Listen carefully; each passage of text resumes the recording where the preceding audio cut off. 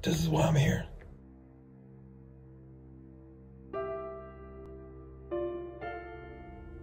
Not why me, try me. Doctors don't know. After the surgery, surgeon, who was great, told my wife, there's a good chance he might not ever walk again. 9 days later, I was walking.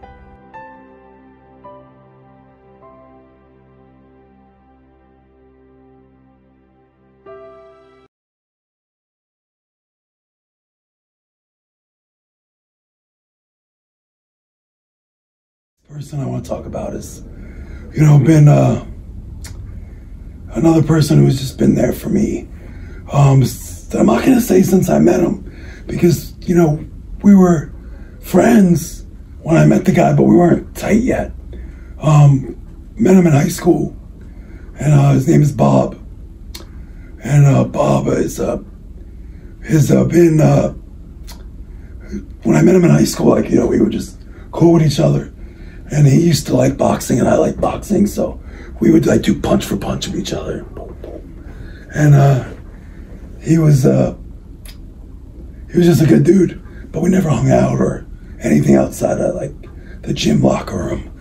And in the gym, playing sports, that's all. So about 20 years later, I'm moving into a house with Sarah and the kids in Toms River. And I see this guy walking over with his wife. And I'm like, oh, great. Neighbors are already trying to meet me. I'm like, here we go. And I'm in the middle of moving, leave me alone, people. And I see him walking over.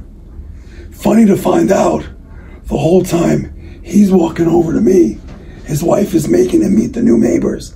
And he's all like, I don't want to meet the neighbors. I just want to watch TV. I work 60 hours a week. I don't feel like meeting the neighbors. I'm never going to be friends with them.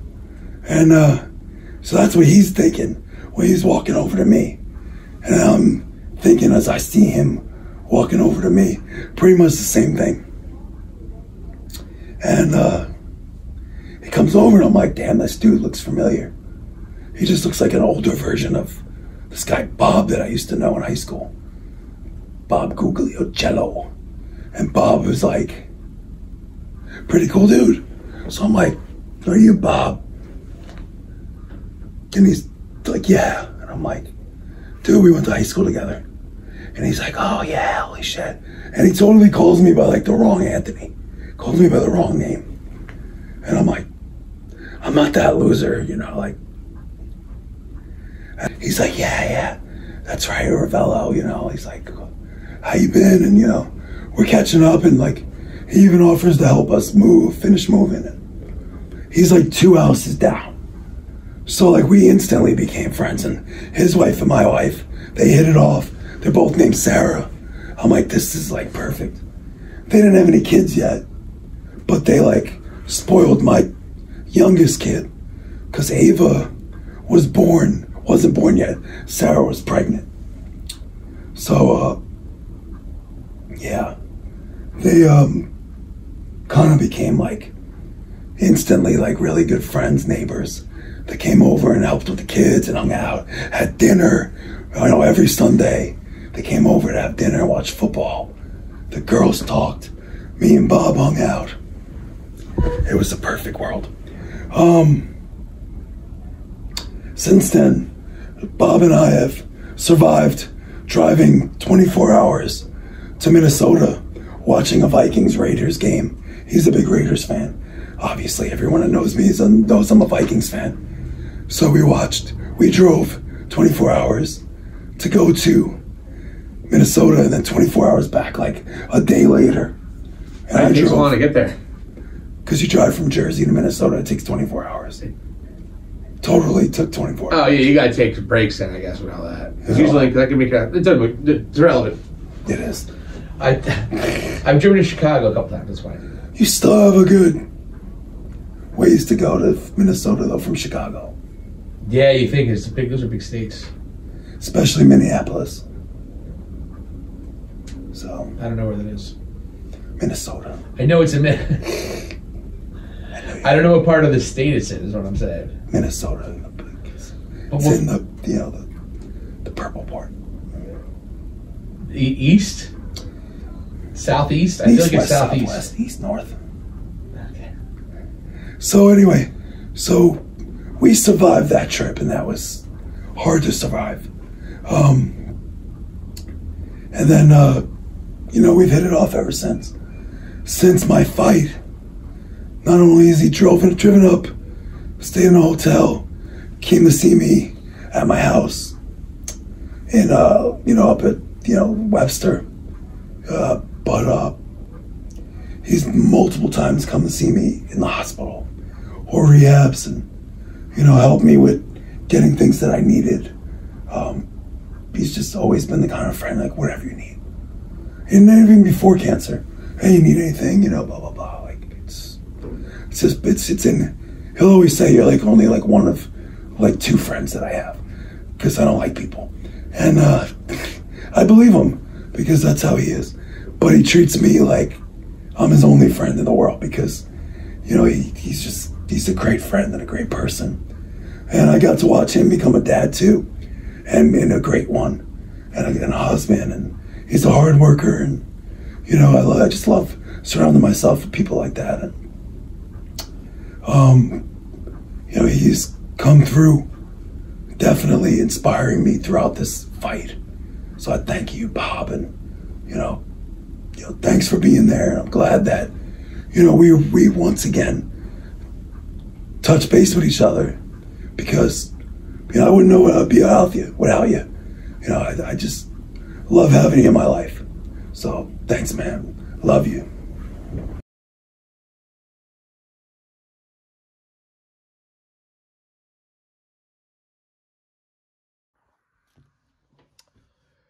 Hey everybody, this is Silicon Steve Valley, but if anyone that really knows me, my name is actually TJ Duddy, and I'm coming to you now as TJ Duddy, not as Silicon Steve Valley.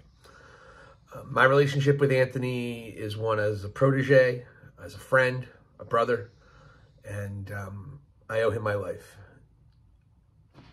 Back in 2006, we were going to move in together, and we had made plans to, just to give you an idea of the kind of person that this guy is, and how much he cares, and what he'll do for people he loves.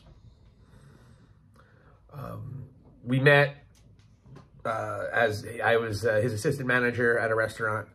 I'm not going to plug those assholes.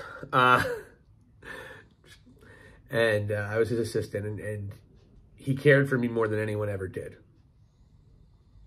as a boss. He showed me, and he showed me not in a way that was, and I believe Liz might have said it, he showed you in a way that it wasn't daunting. It was clear. You knew he believed in you, and you knew you could accomplish what he's asking you to do, because he told you how it could be done. He gave you the idea. It's like all you got to do is work for it. Pretty simple concept in life. We became friends, and an opportunity arose that we were going to move in with each other as roommates. And so I had struggled with asthma. I had actually gotten promoted, mostly due to him, because he got promoted, and so I took his spot. And I was working at work, and I had always struggled with asthma, and I was also about 40 pounds heavier at the time, so that wasn't good either. And I went to meet Anthony, and I was working all day at the restaurant, and I was struggling with my asthma. I was breathing okay, but I probably needed a squeeze of an inhaler. But I went to his house to meet him before we went and checked out the place. So I went to his house, and I was allergic to good old Romeo. I think I was a little allergic to him or what have you. But I had a really bad asthma attack, and on top of the asthma I was already having, I had the worst asthma attack I ever had, and I didn't have my rescue inhaler on me. So I was trying to, like, not breathing well. I don't know. Maybe I should go to the hospital. I don't know. And then finally I was like, I got to go to the hospital. I'm not breathing. I'm going to die if I don't go to the hospital.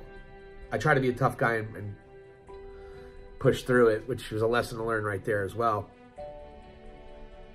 And Anthony, the fact remains, I don't know if anyone acted any differently, I would be alive. Any less of a man or a person, I'd be dead.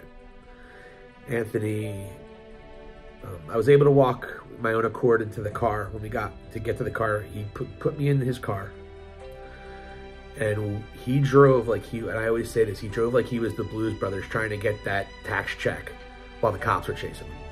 He blew red lights, he was doing crazy turns, he was doing everything he can to get me to the hospital in time so I would live. We get to the hospital, I don't even know where I was at. I couldn't breathe. I was like starting to convulse, I was starting to shake. He's yelling at me the entire time, don't die, you got this, keep fighting, keep fighting. And get to the hospital, he carries me in, I was a big dude, and I put my arm around him, and he carried me in like I was fucking 100 pounds. And, I got the help I needed, and I'm still here. So that's my relationship with Anthony. And I am so grateful. I think of all the things I've experienced, and all the people I've met, and all the things I've done, all the things that's happened since that day. That wouldn't have happened if it wasn't for him.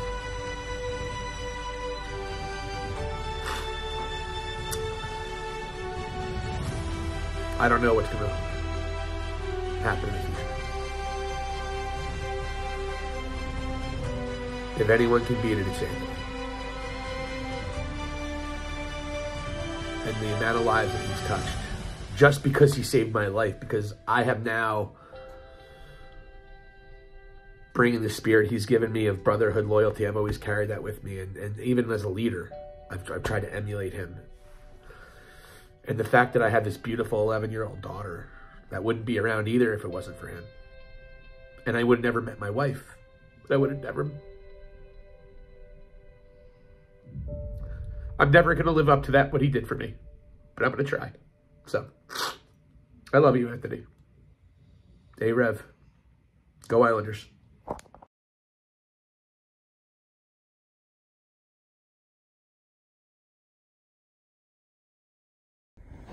All right, more on the friends and family part, non-blood family.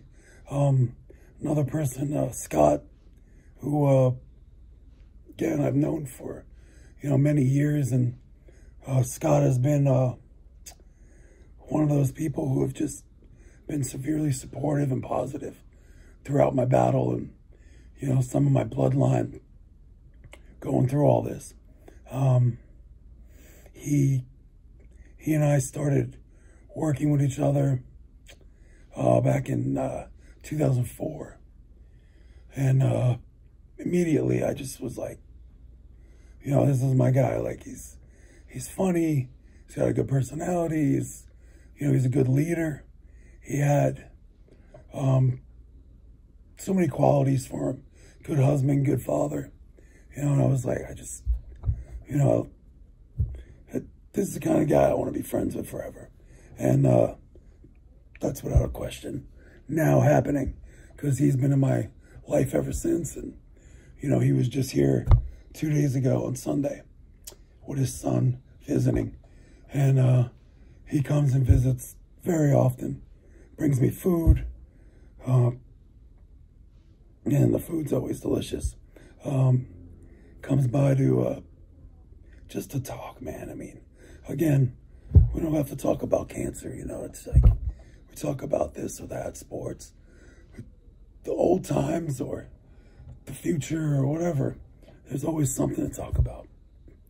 And I just can't thank him enough for his support throughout all this and things like that. So, my give me an example of something that Scott did early in your friendship that you realized, okay, this is the kind of guy he is.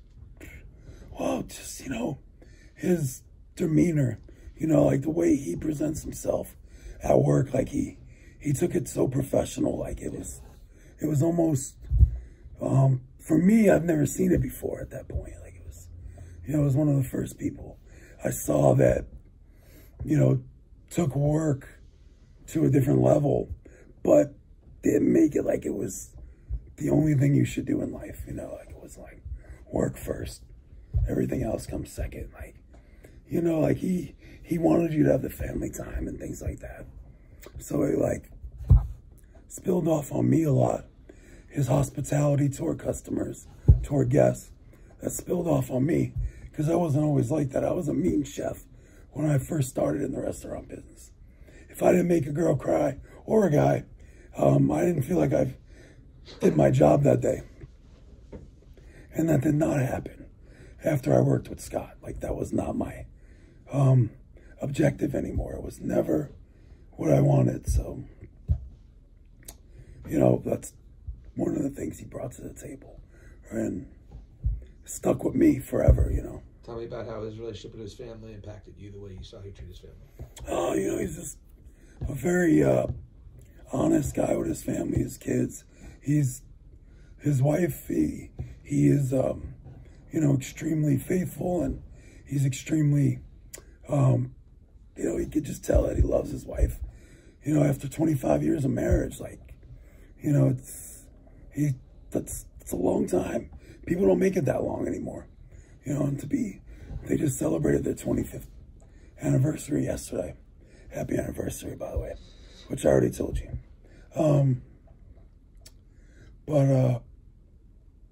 And the way he is as a dad, you know, he's, you know, very supportive with his kids and does things with them all the time. Takes them to ball games, concerts. You know, it's like you're a friend, but you're also a dad. You know, it's like you don't want to take the friend thing too much of a level, but you also got to be a dad where you got to put your foot down on certain things. Tell them, even as adults now, they both are adults, his kids, and he still tells them the right thing to do. Whether they listen is on them. Right, Nikki? I'm just playing.